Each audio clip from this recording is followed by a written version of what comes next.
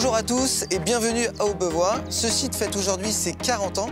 Implanté sur plus de 600 hectares interdits au public, ce centre d'essai propose 60 km de pistes. Sur ces 35 pistes, il y a eu de belles histoires.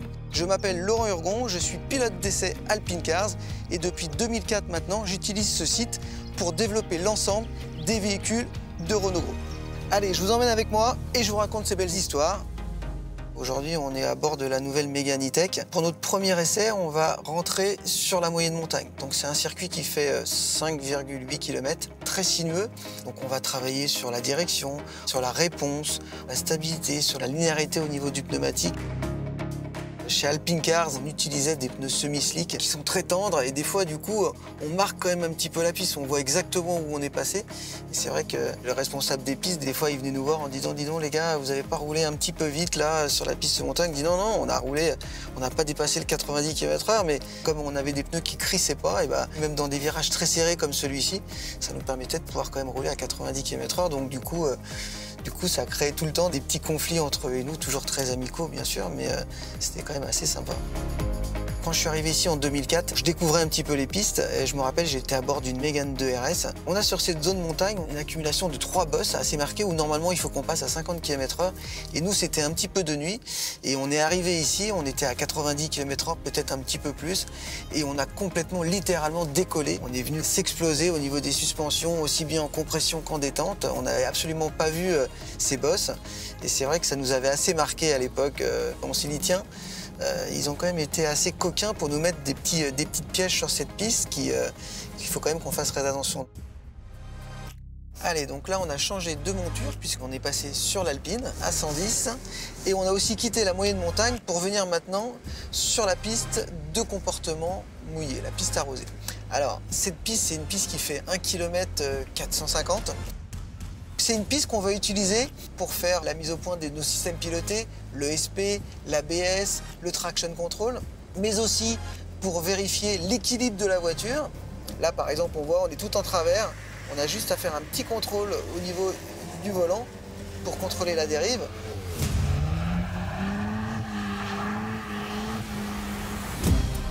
Comme on le voit, c'est une piste qui est quand même assez vallonnée.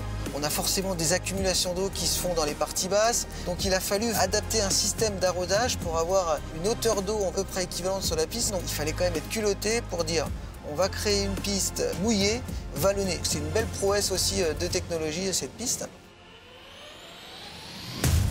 Allez, là maintenant on va vous faire découvrir la piste de comportement. Donc c'est une piste que j'affectionne particulièrement. Elle fait 3,9 km. Elle est vraiment parfaite pour mon corps de métier, à savoir la mise au point châssis.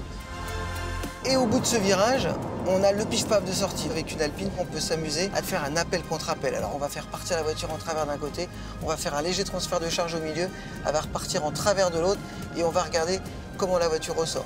C'est un virage qui est pas évident, il faut rentrer avec beaucoup de vitesse dedans. Il faut arriver à faire glisser juste l'arrière ce qu'il faut pour être le plus efficace possible et avoir les roues les plus droites possibles en sortie. Sur ce circuit, on fait aussi beaucoup de baptêmes de piste. En 20 ans, il y a eu quelques petits loupés.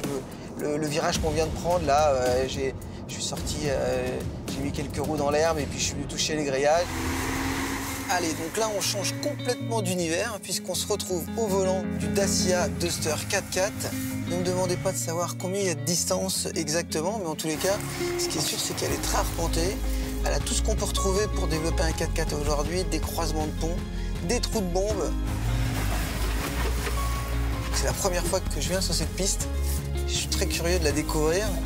C'est assez sympa. Et puis le comble, ça serait vraiment que je m'enlise. Ça serait quand même assez incroyable. Un petit clin d'œil à tous mes collègues là qui vont, je pense, bien se moquer de moi. Puisque d'habitude, je suis plutôt partisan de la piste de comportement et de chercher la performance. Donc là, aujourd'hui, je change de registre complètement. C'est pas pour me déplaire d'ailleurs. Attention, Urgon est dans la forêt. Ah oui, le Duster, moi je le connais bien au quotidien sur la route, mais je ne l'avais jamais encore conduit dans un terrain de 4x4 et franchement, je suis vraiment bluffé de ses performances de franchissement. Et bien voilà, on a fait un rapide aperçu de toutes les possibilités que nous avons sur le centre technique d'Aubevoie. On peut bien sûr développer ici la consommation, la fiabilité, l'endurance, l'acoustique. Moi, ça a été un plaisir en tous les cas de vous faire partager ça. Bon anniversaire pour les 40 ans d'Aubevoie. À bientôt.